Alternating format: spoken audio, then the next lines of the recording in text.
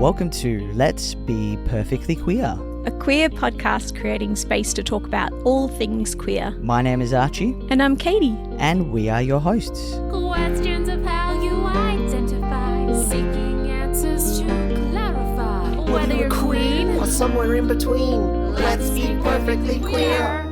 And we're back. And if you're listening for the first time, thank you so much for tuning in.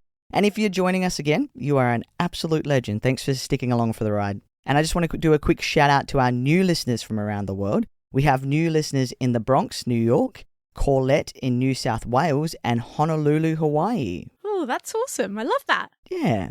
So this episode is going to be a chill one. We'll talk about some news and play a game called Queer Film or Hallmark Movie. Ooh, and I'll fill you in about what that is when we get to it. That's exciting. So would you like to go first for the news, or would you like me to go first for the news? How are we feeling news-wise? Are we wanting positive news, negative news, neutral news?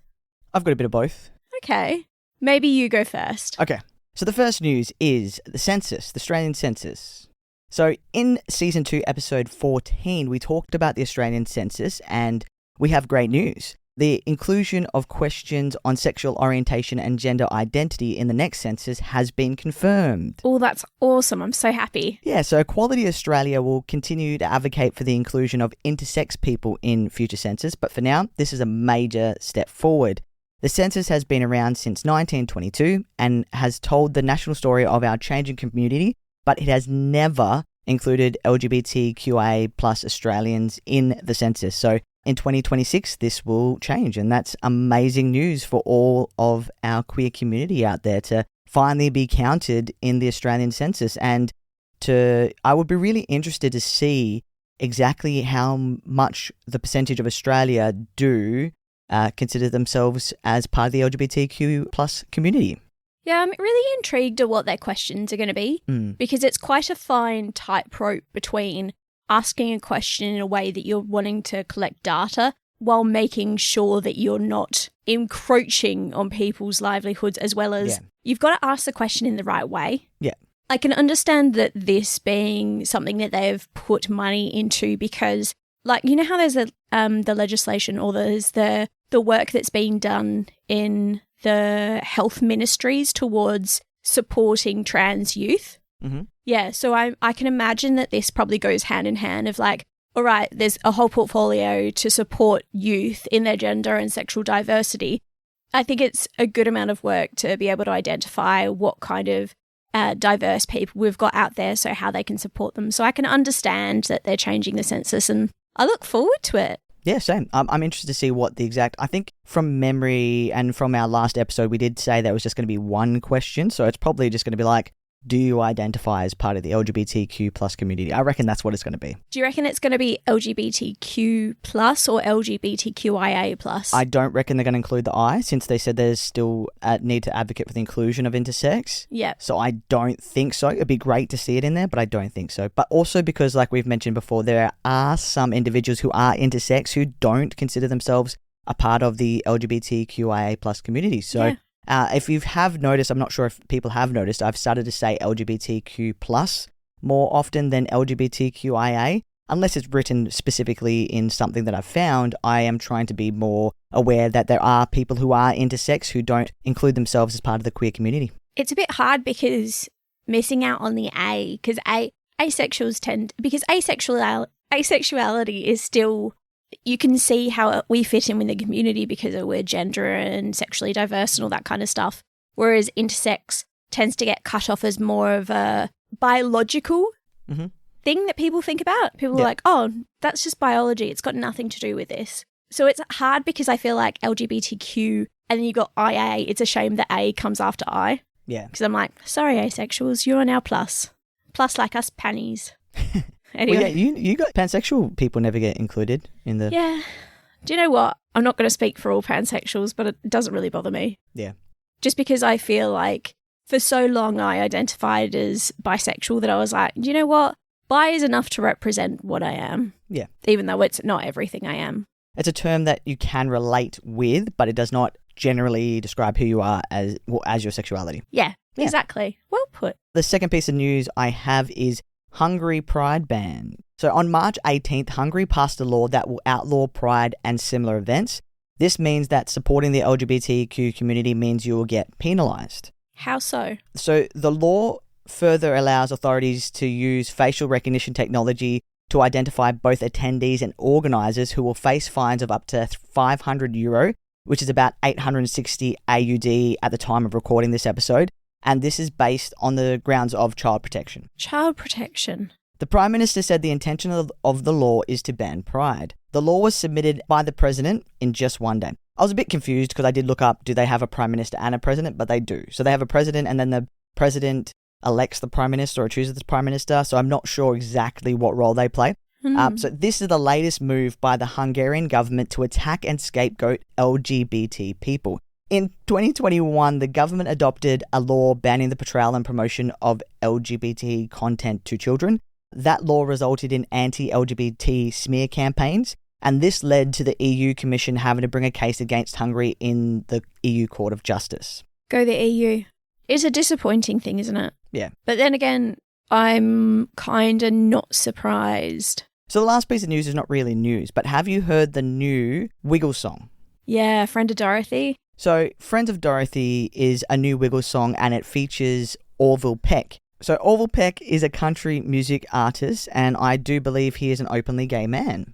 So this has got the socials and the TikToks talking whether they think that the Wiggles are trying to promote a queer message or not, because they're singing Friends of Dorothy. And if you remember, we did an episode about what Friends of Dorothy means. Do you remember what you said? Yeah, of course. Friends of Dorothy is something that people used to say to each other to try and suss out if they were queer or not. To be like, hey, you a friend of Dorothy? And if someone's like, yeah, I am, it'd be like, nah, gay.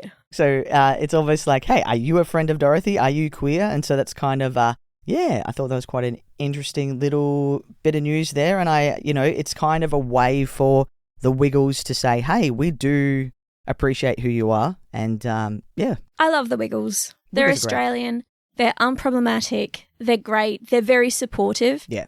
I love it how they are very subtly political at times. Yeah. I think they're really great for diversity in general. They understand that. It's beautiful. You ready for my news? I'm ready for your news. I got a couple of news articles. Okay. I think we've talked about them briefly, like little snippets of news on our previous news agendas, but still. So I've got an article from ABC News, which is Utah becomes US first state to ban LGBTQIA plus pride flags in government buildings and schools. So we have heard about this previously. There is like a long and short of it, in essence. If you looked at this topic and just took the actual clickbaiting of it, you'd be like, shit, they're singling out pride people. Yeah. But that's not necessarily what's happening. So in essence, in Utah, there's been, and Utah is a Republican state, so there has been a bill that has gone through that minister? No, I always forget how the American system works. But in essence, there's a bill that's gone through. Governor. Anyway, so in essence, the governor, whose name is Spencer Cox, said that he could not reject the policy despite his serious concerns with it, because his veto would likely be overridden by the Republican-controlled legislative. So I can see it's not necessarily just for queer people, it's actually just... But in essence, what the ruling is actually saying is that under the new flag ban, any state or local government in Utah flying a flag other than the United States flag, the Utah state flag, military flags, or another short list of flags approved by politicians will be fined $500 USD. So that's approximate at the moment to $795. So this also means that they're not able to fly the Make America Great flags either. They're not able to fly any other propaganda flags. But then subsequently, they're also not able to fly pride flags because they're not in the way, something that's been okayed by the US government. So I can see how initially it's pretty shitty in the fact that with Pride coming up in June for America and usually Utah as well as, specifically Salt Lake City, they've said that Salt Lake City do tend to put on a huge show. They have flags, they have lights everywhere. They make sure that their support for the queer community is very well known.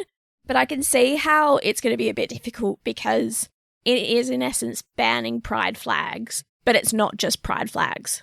it is hard because, LGBT people are a marginalised community, and seeing the flag, the pride flag is not a sign of division and hate like the Make America Great Again flag or anything like that. But I did see recently, I think it was on social media, that the pride event from Salt Lake in Utah has been moved to another state. Yeah, I'm not surprised. And it's difficult in that way. Yeah, I can see why the governor found it really difficult, because no matter what, it's going to be the Republicans who push it through with their legislature. There's only so many things you can do, and at least in one way, it's not that you can't have the Make America Great, because that would be one thing I'd be more scared of, is that even though you can't have pride flags, I'd be more scared if there was the MAGA flags everywhere. Another one of the news articles I was looking at today as well was from The Guardian. So, judge rules against Trump in several cases, including trans military ban. So, there's been thousands upon thousands of governmental workers who have lost their jobs with the Trump administration. And there was meant to be a reinstating of those jobs, which has never happened. So, it's one of those things that I think it was, reinstate more than 17,000 probationary employees, which means employees that have worked under 1 year or 2 years within a governmental sector. So in essence, it's people who haven't been working for too long. But 17,000 employees were meant to be reinstated, and nothing has happened about that. Upon that, it's also looking at the disbandment of any employees within the Defence Forces that have been identified as trans or identified as sexually or gender diverse. So they're wanting, in essence, what Trump government is wanting to do is put in a mandatory surveying of staff that it will happen annually. And if you identify as having any form of gender dysphoria is what they put, then they could actually, in essence, fire you. Yeah.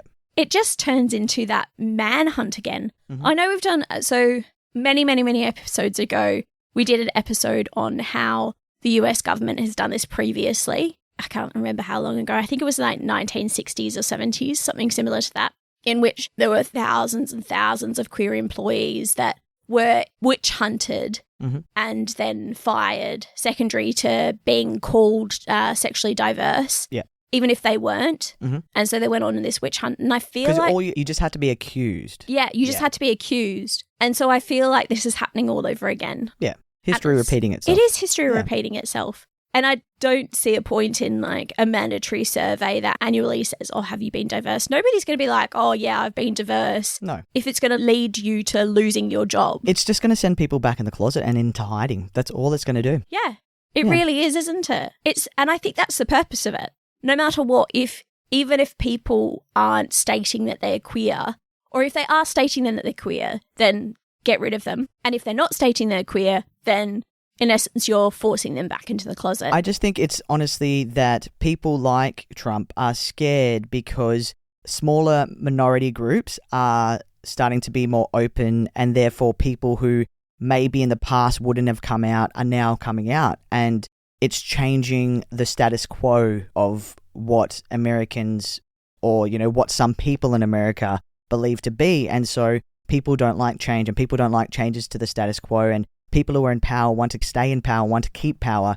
And for some of those people, LGBT people are a threat to them. That's what it is. It's that whole analogy of we can all have a piece of the pie. It's not if I take a piece of the pie, it takes away from your piece of the pie. It doesn't. Yeah. That's not how it works. Giving a voice to somebody doesn't take away some of your voice. So it's just, I'm always in this sound of mind of having more voices means that you have more people represented. I think that's a good thing. Yeah.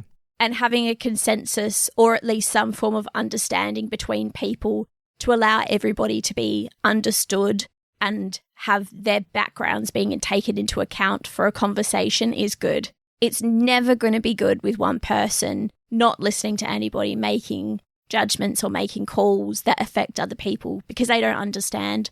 And a lot of the time what we're seeing is that they don't understand, they don't want to understand, and they don't care. And that's what's happening right now. Privileged people or privileged identities and so on are just scared of losing that privilege. That's all it is. It's not about anything else but losing their power and their privilege. Yeah. That's what it is. It's simple as that. Yeah, it's so true, isn't it? Yeah. So true. All right, let me tell you this last article. So this last article is actually from Star Observer. So if you don't know who Star Observer is, it's queer journalism in essence. So it's LGBTQIA plus a journalism, which I find really interesting. But anyway, they had this great article that says, Republicans attempt to ban Elmo, Bert and Ernie over extreme homosexual agenda. I saw this, yeah. And this is from March 2025. So I had this great read and I really enjoy it. So in essence, in a move that has sparked both outrage and ridicule, Republican lawmakers have pushed to defund the public broadcasting service, PBS, with some suggesting the beloved Sesame Street characters, Elmo, Bert and Ernie, are part of an extreme homosexual agenda. It's so amazing. It's ridiculous. It is. And I feel like this has been a conversation that's been going on for ages, but the more and more I read of this article, I was Even though in a previous episode, you said you didn't realize that everybody said Bert and Ernie were a queer couple. No, I didn't. Yeah. I really didn't. I was like, geez Louise, I didn't realize this was a conversation that's been going on for such a long period of time. Yeah. Anyway, the controversy arose during a congressional hearing on March 26, where GOP, don't know what that stands for, sorry, made a case for cutting public funding to PBS and the National Public Radio, citing alleged left-wing bias. Among the most vocal critics was Republican Congresswoman Marjorie Taylor Greene, who accused PBS of indoctrinating children with progressive ideas, going as far to claim that the broadcaster was involved in transing children and brainwashing children about a gender. Democratic Congressman Robert Garcia quickly responded to the hearing with sarcasm, highlighting he saw it as absurdity of the Republican position. These two guys actually living together. They're friends. They're supportive of each other, said Garcia, referring to Bert and Ernie. He also had some really other great comments, which were, now that might be triggering to our chairwoman. Are Bert and Ernie part of an extreme homosexual agenda? The American people want to know, is Elmo now, or has he ever been, a member of the Communist Party of the United States? Yes or no? It's just, I fucking love it. It's ridiculous. It's just so good. Anyway, it goes on. In essence, a lot of satire coming from the Democrat Party, which was really great. And that's, I think, is the only way to really take it if somebody is having such a crazy idea behind something that is puppets. And that's actually what was showcased back in many of the criticisms towards Sesame Street. Some of the writers and some of the creators have been like, they don't have an agenda. They don't have any sexual orientation. They're puppets. Yeah. And then specifically, there is one, this is just the best thing ever. There is one writer, Sesame Street's former writer, Mark Saltzman, revealed in 2018 that they were written as a same-sex couple and that he had written Bert and Ernie's interaction based off his own relationship with his partner. I love that. I love that too. I just thought that it's kind of crazy that we're talking about all these things and that the conversations that are getting talked about is bloody Sesame Street. Yeah, right. I'm like, are they going to kind of come for the Wiggles? I reckon after they work out what Friends of Dorothy song means, they're definitely going to come after the Wiggles. Yeah. For sure. I mean, the problem Wiggles is... banned from the US. Which, to be honest, I think that would be the greatest thing ever and they should get those. If that ends up happening, I will literally buy the newspaper and frame it and shove it on our walls. Yes. I would love to see that. It would just be like a day of wins and be like, the Wiggles, they are a little bit political. They've got more money than anybody else. Before we start the little game, I saw this quote on social media, and I think, I can't remember who, I think it was Freedom Center or something like that, or what's the other one? The big, Minus 18. So I think it was either Freedom Center or Minus 18 or an organization like that shared this quote, and it is, you're only as inclusive as your least inclusive employee. Oh. And that got me thinking. Yeah. That means a lot of the organizations that I've worked for are very non-inclusive because it does raise a point. Like, you're only as inclusive as your least inclusive employee because there is, they do have that saying like, you're only as strong as your weakest link. Yeah. Because that one weak link can destroy the whole chain. Yeah. So I thought about that and I thought that was a good discussion point. And if you're listening at home, leave a comment on our post and what do you think? Do you think that's true? Or is there some grey area in that? It's an interesting topic. What's your thought? I think it's true. Yeah. Looking at it, because it doesn't come under people's own ideologies. It's about how they value individuals. Like, how to put this better? You can have your own thoughts. That's fine. Have your own thoughts. But if you're not being inclusive at the workplace, that's there is little microcosms of homophobia or transphobia or just those slide comments will affect your other employees. Yep. It's the little jokes. It's the little jokes that plant the seed of like, this isn't safe here. I've definitely been privy to it. And it's those little things that start getting worse and worse. And it starts creating cracks in the organisation, which makes people who are queer not feeling comfortable. Yeah. Yeah, I've seen it. Definitely get it. So we're going to play a game. Yes. All right. So this game is called Queer Film or Hallmark Movie. Ugh, The way it works is I'm going to give you a synopsis from a movie and you have to tell me whether it is queer or whether it is Hallmark. Love this. Do you think you could do it? I am a great runner for Hallmark movies. Yep. Yeah. Not All so right. much queer movies, funnily enough. You can play along at home if you're listening and let me know if I got anything wrong. Nice. So, a woman returns home for Christmas to convince her father to sell the family-owned ski lodge, but finds herself falling for the charming lodge owner who is determined to save it. Hallmark movie. Correct. Do you know what it's called? Yeah. It's the one, isn't the one with Lindsay Lohan? It's not. It's very similar because, all Hallmark movies have a very similar plot, but they no. do. It's called Christmas at Grand Valley and was made in 2018. Oh. I Like feel I like I said- need to watch that. Because the one with Lindsay Lohan, remember she was like an influencer and she went to a ski lodge? Oh, she was a heiress. Yeah, and then she had a head injury, so it wasn't about, there was a bit more to it, Yeah. but very similar. Okay. A successful artist returns to his rural hometown to care for his ailing grandfather. While hoping to rekindle things with his high school crush, he unexpectedly finds himself drawn to a quiet and caring local shop owner. It's funny, as soon as you start talking to me, I've been like, oh, is it this, is this? And then my brain stops listening. Can you say it again? A successful artist returns to his rural hometown to care for his ailing grandfather. While hoping to rekindle things with his high school crush, he unexpectedly finds himself drawn to a quiet and caring local shop owner. Do you know what's really hard? So at the beginning of this, I'm just like, it's your life, but it's not your life. And then I was just like, oh, this sounds like Schitt's Creek, but it's not Schitt's Creek. What are my options again? So if it's... Is it queer? Is it Is queer? it a queer film or is Yeah. it a Hallmark movie? Okay. Let's think about this. It sounds like a Hallmark movie. Hallmark movie. It is queer and it is a movie called Big Eden and was made in 2000. Ah, Yeah. okay, sure. Next one. A high-powered attorney returns to her small hometown after her father's passing and reconnects with her first love, a bookstore owner, who is fighting to keep their business alive in the face of corporate expansion. Queer. Hallmark. Ugh. I thought the bookstore, Yeah, literally. I was just like, bookstore, definitely queer. Come on now. It's called The Bookstore Romance and was made in 2021 and it's a Hallmark film. Should be queer. I can imagine that being smart. I reckon they'd make a queer version of that. Someone is ready to propose while spending Christmas with their partner's family until they find out their significant other hasn't told their parents about the relationship. Forced to play along as just a friend, they start questioning everything. It's queer Hallmark movie with Kristen Bell in it. Queer and its happiest season. Yeah, it's got Kristen Bell and the guy from Kristen Schitt's Bell? Creek. Kristen Bell. Kristen Stewart. Oh, yeah, Kristen Stewart. Sorry. Kristen Stewart. Yeah. And the guy from Schitt's Creek. Is he in that? Yeah, he's her best friend. Oh, okay. Great movie. I love was a that good one. movie. Yeah, good movie. Queer and Hallmark. Two rival TV journalists are unexpectedly thrown back together when they both compete for the same high-profile job. Hallmark. As the competition heats up, so do old feelings, leaving them questioning what they really want. It's a Hallmark movie. It is. It's broadcasting Christmas. Yeah, I remember that one. That's got the girl from Riverdale. Does it? Yeah, it does. Oh, I don't. Yeah, no. Good to know. I know a lot of Hallmark. No, it's not. It's got Sabrina, the original Sabrina, isn't it?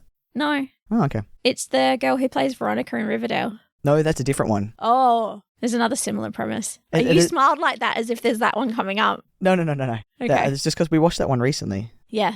Anyway. Anyway, Hallmark, I was right. Cool. Well done. Next one. In early 20th century Spain, a woman disguises her identity to marry her partner in secret. Their love faces dangerous backlash, leading to a story of defiance and unexpected consequences. Queer, we're in Spain. They have got a partner and have got to hide it. It's queer. Yep, it's queer and it's called Eliza and Marcella and was in 2019. Oh, cute. Do you know what? I think I've seen the picture of that. Oh, yeah? Yeah, I think I've seen the trailer. A couple more to go. Yep. In a small town, a woman is tasked with finding the perfect Christmas tree for her family's celebration. Along the way, she forms an unexpected bond with the person who's been selling trees for years, leading to a holiday romance. It's a Hallmark movie. It's actually both. It is Under the Christmas Tree, written in 2021, And it was actually Hallmark's first lesbian-led holiday movie. Do you know what? I literally was just like, this could go 50-50 because I'm like, you're going and buying trees, lumberjacks. You either have lumberjacks or you can have lesbian lumberjacks. Yep. Okay, I need to step up my game. But yeah, there was a couple of things that I was just like, oh. Yeah. Also, why is it always going back to a small town? It always is. Have you noticed that? It's like, go back to your small town. Why do Hallmark movies romanticize small towns? Because maybe small towns are different in the States, but small towns here can be really hit and miss. Nah, I think it's the same. It's almost like it's that kind of thing, like when you need to start again, you need to go back to your roots. Yeah. But, yeah. It's that falling in love with your high school sweetheart or childhood sweetheart. Yeah, that's kind of stuff. Yeah. So you have to go back to the location where it all began. Yeah, that's how I'm going to lose you. That's how it's going to work. You're going to go back to your small town. You're going to be like, I love them. It's going to be hilarious. Hell no. I look forward to it. I'll make a movie about it as the jaded lover. I could make a good Hallmark movie. I'm sure you could. Yeah, anyway. We've got 3 more. Okay. After a wedding planner is forced to work with a firefighter on a last-minute arrangement for a big event, their clashing personalities slowly give way to undeniable chemistry. Can love spark in the middle of wedding chaos? I'm pretty sure that's got Jennifer Lopez in it and it's just a Hallmark movie. It's a Hallmark movie and it's called A Firehouse Christmas, 2016. Okay. I don't think it's Jennifer Lopez, but... There's something. It sounds very Jennifer Lopez coded. Next one. So, 2 childhood best friends reconnect at a wedding. Gay. Anyway, continue. And as old feelings resurface, they begin to wonder if their connection has always been more than just friendship. Do you know what? This could be either. Yep. It's kind of queer coded because it's like 2 best friends. Yep. But this is also how all Hallmark movies go. Yeah, all Hallmark movies. There's that one that with Julia Roberts and her best friend who there's a lot of ones that sound like this. Yep. Remember there's that big one and Julia Roberts' best friend is getting married and like this basically could be that movie. And in essence, she tries to convince him that like there's that whole thing where she still loves him and she's trying to figure out her feelings towards him and all that kind of stuff. So if it's that movie, it's just Hallmark. It is a little bit queer centric, but I feel like in the description, if it was like just their best friends, then it's not queer. If it was like hidden romance, it would be queer. So it's just Hallmark, I reckon. It's queer. Oh, fuck. All right. I'm happy with the progression of this then. It's called The Feels and was 2017. I did change one of the things. So it was 2 childhood best friends end up being bridesmaids, but I got rid of that so that it wasn't so obvious. Fuck. Yeah. Honestly. So they're brought together because they're bridesmaids. Sabotaged me. Well, I had to. If I put bridesmaids. You could have said bridal party together. If I put bridal party, it was going to be a bit more obvious. So if I just kept it out. You know that I've got skills. Okay. And fine. the last one. Fine. After a strange twist of fate, a woman finds herself living in a new life with a family she never expected. As the holidays approach, she must navigate the challenges of finding what truly matters, family, love, and her own happiness. Okay. We've not talked anything about romance. Family, love, and her own happiness. Yeah, but love can mean anything. Mm-hmm. And she's a nanny. Doesn't say that. Wait, can you repeat it? After a strange twist of fate, yeah, a woman finds herself living a new life with a family she never expected. See, that makes me think she's a nanny, living a new life with a family she never expected. You can only be given the context clues that are in the synopsis. As the holiday approaches, everything is in the task. She must navigate the challenges of finding what truly matters, family, love, and her own happiness. You'd make a great taskmaster. It's not what I was going to say, but you would. You'd be so frustrating. We should do Taskmaster. You should be the guy. Okay. We'll do it. We'll do a TikTok thing on it. So I feel like there is no queer coding in this. There could be a queer coding in this, but it doesn't feel like there is. My gut says Hallmark. It is Hallmark. Okay, cool. I left that last line and I changed it up so that I thought it might get you like family, love, and her own happiness. Like, you know, nah. But it's Hallmark and it's a family for Christmas and it was from 2015. Is it about a nanny? I don't think so. That's the best synopsis. But yeah. Okay. Did you like that game? I did. If you're listening at home, were you playing along? How many did you get? Should we do it again? Yeah. I wonder how many I got. I thought I did really well. I didn't keep count. I didn't It's your either. job. I'm reading the questions. I'm the taskmaster. The taskmaster is meant to keep count as well, mate. You didn't tell me I was the taskmaster until like the last question. I know. I know that's true. Next time. I hope you enjoyed this episode. It was just a little bit of fun with all the deep episodes that we have been covering. So I do hope that you enjoyed it. Wasn't all fun. We learned how the world hates Elmo. Yeah, but the second half, it's a bit of lightness after the intense true. news. Yeah. The intense news of the world. Sesame Street going down. Exactly. If you like this episode, rate, review and subscribe. Because that would be amazing because it really helps us and helps us push up the algorithm and get out to more of you guys out there. Absolutely. Expand our listenership. Yeah, like all the way in Honolulu, Hawaii. How cool is that? It's so cool. So I do hope that you've enjoyed this episode. And until next time, I hope that we have been Perfectly queer.